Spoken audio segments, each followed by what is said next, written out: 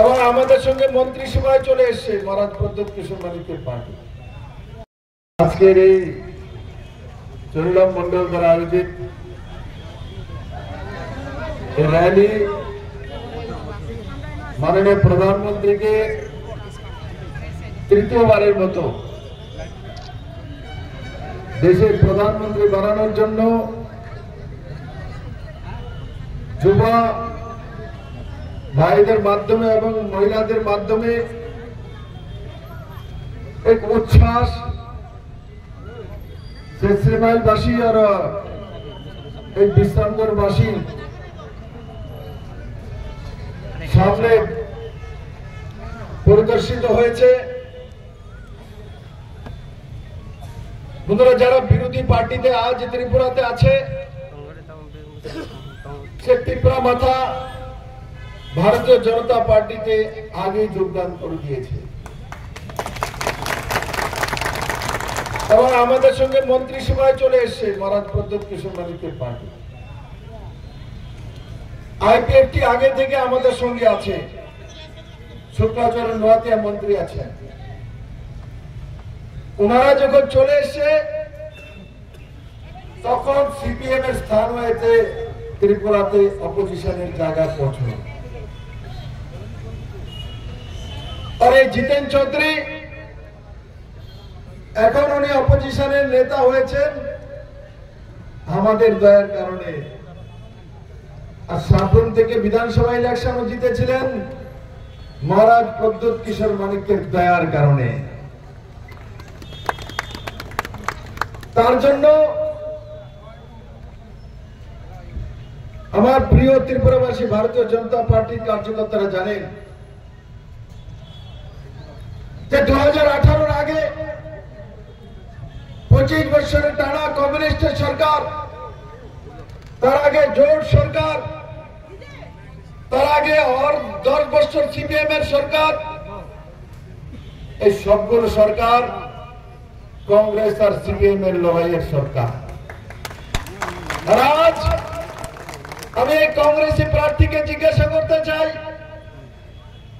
এই বিশ্রামগঞ্জের কাছেই, বিশ্রামগঞ্জ চরিলাম পারলে বিশালগড়ের কাছে উজান ময়দান, জনজাতি ভাই বোনেরা যারা পুরনো লোক ভুলেনি আজ উজান ময়দান।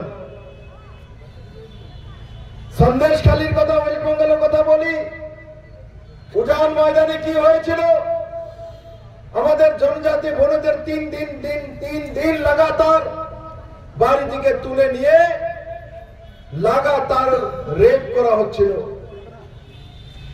আর তখন জোট সরকার ছিল, সেই জোট সরকারের বিরুদ্ধে কমিউনিস্টরা উজান ময়দান নিয়ে, মহিলাদের উপর অত্যাচার নিয়ে, জনজাতির উপর অত্যাচার নিয়ে পুরো রাজ্যব্যাপী আন্দোলন করে।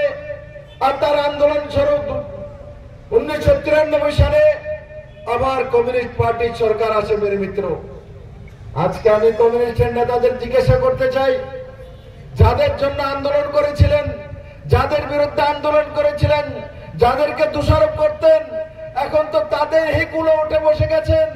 আর তার সঙ্গে সঙ্গে যখন সাউথে আমরা যাই তখন আমরা দেখেছি যে কমিউনিস্ট থাকাকালীন সেখানে বীরচন্দ্র বনতে শহীদ মিনার তৈরি আছে। যারা সাউথে গিয়েছে দেখেছে শহীদ মিনার। কংগ্রেস সিপিএম এর কমসে কম 30 থেকে 32 জন শহীদ হয়েছিল। কি কারণে শহীদ হয়েছিল? এনএলএফটি কেন তৈরি হলো? এটিটিএফ কেন তৈরি হলো? 80 দাঙ্গা কেন হলো? 2005 পর্যন্ত 80 থেকে নিয়ে ইনসার্জেন্সি দেশে কেন, ত্রিপুরা রাজ্যে কেন থাকলো? তার জবাব কে দেবে? তার জবাব এদের কংগ্রেস সিপিএম কে দিতে হবে। এরা সবসময় মিলিভগত ছিল, তার জন্য কমিউনিস্ট লম্বা সময় শাসন করত। আর কংগ্রেসের 3 লবির কারণে কংগ্রেস কোনোদিন সত্তাতে আসতো না, কারণ কংগ্রেসের কোন নেতৃত্বই ছিল না।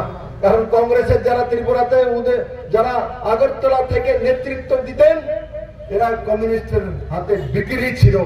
আর এরা আগরতলার বাইরে রাজনীতি করবে না, পাহাড়ে যাবে না, জনজাতিদের সঙ্গে কথা বলবে না, আমাদের এসসি সমাজের লোকেদের সঙ্গে কথা বলার মতো, বসার মতো তাদের সময় নেই। তারা ইজ্জতদার ব্যক্তি। আর তার সুযোগ লাগিয়ে কমিউনিস্ট পার্টি জনজাতি অঞ্চলে কাজ করছিল। আর মিলিভগত একদিকে জনজাতিরা ভাবে যে কমিউনিস্টরা আমাদের জন্য কাজ করে, তার জন্য ভোট দিয়ে দিত, আর এসে আবার এই কংগ্রেসের সঙ্গে। আজকে 2023-এর বিধানসভা নির্বাচন আর এবার লোকসভা নির্বাচন ত্রিপুরাতে প্রমাণিত হচ্ছে। ত্রিপুরাবাসী বিজেপি তো 6 বছর হয়েছে, এখানে যারা বিজেপিতে এসছেন কংগ্রেস সিপিএম থেকে এসছেন বন্ধুরা, মাত্র 6 বছর বিজেপি সরকার, তার আগে তাদেরই সরকার ছিল। এদেরকে জিজ্ঞাসা করা উচিত কেন ত্রিপুরাতে কংগ্রেস সিপিএম এর লড়াই করিয়েছেন, কেন বাড়িঘর জ্বালিয়েছেন, কেন রেপ করেছেন, কেন মানুষের উপর অত্যাচার করেছেন, কেন একে অপরের বিরুদ্ধে কুৎসা রটিয়ে মানুষকে খেপিয়ে মারপিট করিয়েছেন, তার জবাব কে দিবেন? আর কাজ কমিউনিস্ট পার্টির কাজ কি করেছে ত্রিপুরা রাজ্যের মধ্যে? আজ পর্যন্ত কোনো উদাহরণ নেই কাজের বন্ধুরা। শুধু অন্ন বস্ত্র বাসস্থানের কথা বলতেন, কিন্তু অন্ন বস্ত্র বাসস্থানের ব্যবস্থা যদি কেউ করেছে, ভারতীয় জনতা পার্টি সরকার আসার পর করেছে। 80 কোটি ভারতবাসীকে নরেন্দ্র মোদী ফ্রিতে চাউলের ব্যবস্থা করেন, আর সারা ভারতবর্ষের মধ্যে প্রত্যেকটি মানুষের ঘরে জলের ব্যবস্থা করেছেন। ত্রিপুরা রাজ্যে আজকে মানুষের যে রোজগার এবং ভবিষ্যৎ নজওয়ানদেরকে ভারতীয় জনতা পার্টির সঙ্গে আছে। মেরে মিত্র, এখানে বড় মাত্রায় মহিলারা এসছেন। আমি আপনাদেরকে নিবেদন এটাই করবো, এখানে বহু কিছু বলার মতো আমার কাছে কোনো কিছু নেই, কিন্তু আমি আপনাদেরকে একটাই বলবো, আগামী 19শে এপ্রিল লোকসভা নির্বাচন এই কেন্দ্রে হবে, আর তার জন্য প্রত্যেকটি বাড়িতে কংগ্রেস হোক সিপিএম হোক, আগে হতে বা করতো, তাদের বাড়িতে যাওয়া।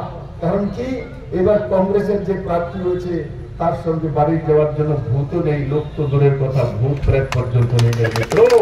কারণ কি, এরা যে অন্যায় করেছে 80 দাঙ্গার কারণে হাজারো জাতি জনজাতির মৃত্যু হয়েছে এই রাজ্যের মধ্যে। 30, 35, 40 বছরে কংগ্রেস সিপিএম এর লড়াই, সিপিএম এর নেতাদেরকে মাফ করবে না বন্ধুরা, কারণ আত্মা কোনোদিন মাফ করবে না। তার জন্য এরা ভয়ে ত্রিপুরার মানুষের কাছে যাবে না। অফিসিয়াল তো প্রার্থী হয়ে গেছে, এখন পর্যন্ত ময়দানে নামার হিম্মত নেই, কারণ মানুষকে চেহারা দেখানোর মতো টিভিতে দেখাতে পারে, কিন্তু বিশ্রামগঞ্জে আসে কি বলবে বাজারের মধ্যে? বিশ্রামগঞ্জবাসী তো দেখেছে, কংগ্রেস আর সিপিএম এর লড়াই তো দেখেছে, একে অপরের মধ্যে বাড়ি জ্বালিয়ে দেওয়া তো দেখেছে। এসে ভাষণ কি দেবে, কোথায় বলবে, কাকে বলবে, কিভাবে বলবে? তাদের মুখ দেখানোর জায়গা নেই বন্ধু।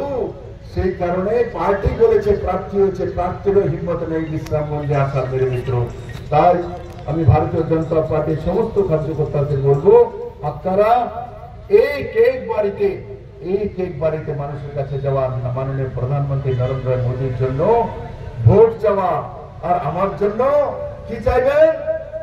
আমার জন্য কি চাইবেন? আশীর্বাদ। আশীর্বাদ চাইবেন আমার জন্য, আশীর্বাদ। বিপ্লব দেবের জন্য আশীর্বাদ। অনেকে কয় না কি চাইবে, টাকা পয়সা চাইবে মনে।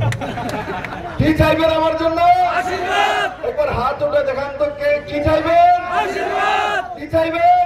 আশীর্বাদ। প্রত্যেকে বাড়িতে যাবেন, প্রত্যেকে বাড়িতে যাবেন, প্রত্যেকে বাড়িতে যাবেন। বন্ধুরা, আমি আশা করি প্রতিদিন ঘরে ঘরে গিয়ে মানুষের কাছে বলা, যে এখনো যারা সিপিএম কংগ্রেসে রয়ে গেছেন, আমার নিবেদন, এখনো সময় আছে, আপনারা চলে আসুন সঠিক রাস্তাতে। এদের রাস্তায় কোনো লাভ নেই, এরা ব্যক্তি স্বার্থে রাজনীতি করে। নরেন্দ্র মোদী ভারতীয় জনতা পার্টির নেতা ব্যক্তি স্বার্থে রাজনীতি করে না, দেশের স্বার্থে করে, জনগণের স্বার্থে করে। এটা বিপ্লব দেব বলে না, মোদী প্রমাণ করেছেন যে মোদী দেশের স্বার্থে রাজনীতি করেন। মোদী পরিবারের স্বার্থে রাজনীতি করেন না, মোদীর পরিবার 140 কোটি ভারতবাসীর পরিবারের জন্য মোদী কাজ করেন। তাই আমার বিশ্বাস, আমার ভারতীয় জনতা পার্টির সমস্ত কার্যকর্তা ভাই বোনেরা একই দিশাতে প্রতি ঘরে ঘরে গিয়ে মোদীর জন্য ভোট চাইবে, আমার জন্য আশীর্বাদ চাইবে, আমার জন্য আশীর্বাদ। একবার আমার সঙ্গে ভারত মাতা কি জয়, ভারত মাতা কি জয়, যুব মোর্চা কি জয়, মহিলা মোর্চা কি জয়। আর কি বলবো, আর কিছু বলবো?